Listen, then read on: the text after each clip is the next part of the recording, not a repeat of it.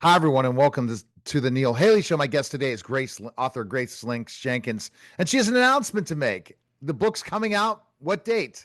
May the 26th. I'm so excited. I'm excited for you as well. It's coming out May 26th. And let's talk about that, Grace, a little bit further into the process.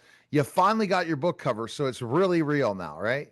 Yes, I saw it and I immediately fell in love with it. I was floored just seeing it with the characters. It's amazing.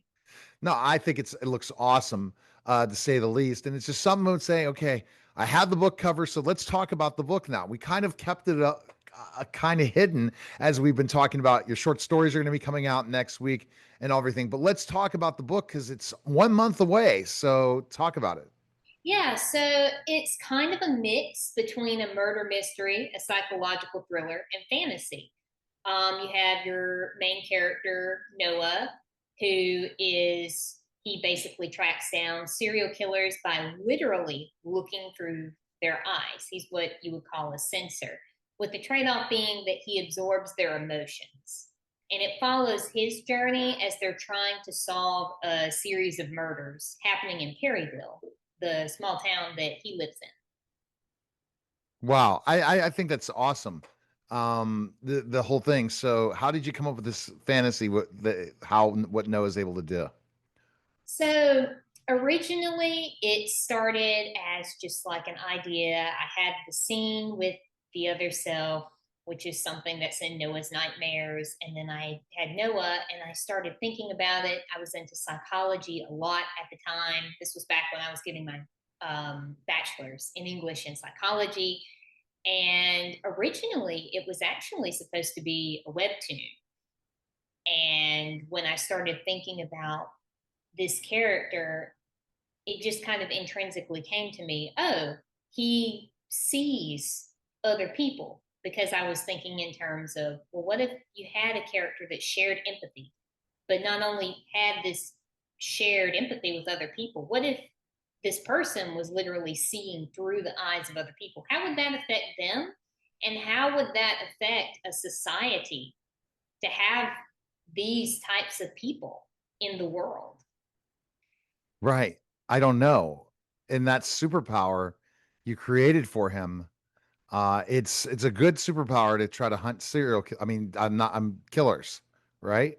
Yeah, it is. It really comes in handy. It changes the whole way that crime is solved in the world. It changes a few things regarding history. Of course, you have to put limitations on the power, like they can't perform their sight. That's what they call it, a sight. They can't perform their sights unless it's within like a 5 to 10 mile radius, depending on the sensor. There are things that certain people, like people in governments or in very sensitive areas, of course, have the ability to block out these sensors.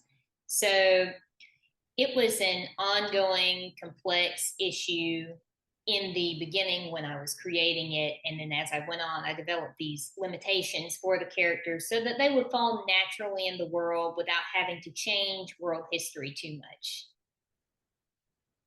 See, this is where you come into thinking about Stranger Things with a story now.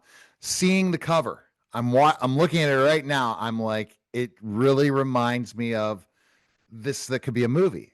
The way this character does this it just seems so intriguing. Have you ever thought of making this a movie at one point in time? Thank you. Yes, I actually have. I've thought about it being a movie or a TV show at a certain point. Of course, um, But this is only going to be one book. You're not going to have a second. yeah, no, this will be just a standalone novel. It would really depend on how a producer would want to split events within the book, because I could see it as both in a sense because of the amount of time that takes place from the beginning of the book to the end of the book. It's a longer time period. And the way your cover was created is you started by drawing it, right?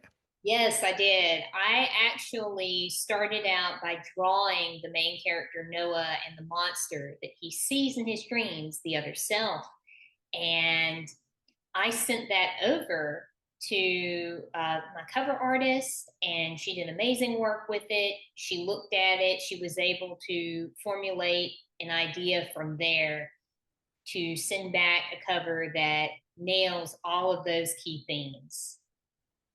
And it definitely nails all those key things. Oh, yeah. It definitely looks like one that you say this could be a series, this could be specifically something, and how you created Noah to do those superpowers. And we're not going to give things away, that's for sure in the book.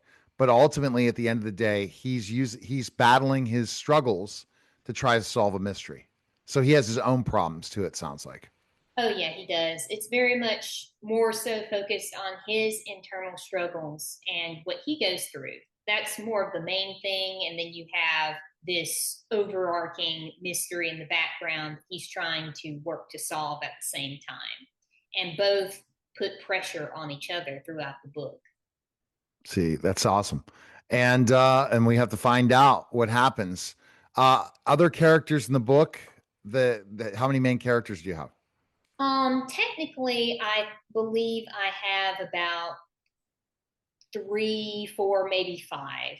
So Noah, of course, is obviously the main character, and then you have a few secondary characters. I think the only other two or three main-ish characters that I would classify would probably be Craig, Noah's boss, Emily, another censor that Noah works with, and Augustine, Noah's high school best friend.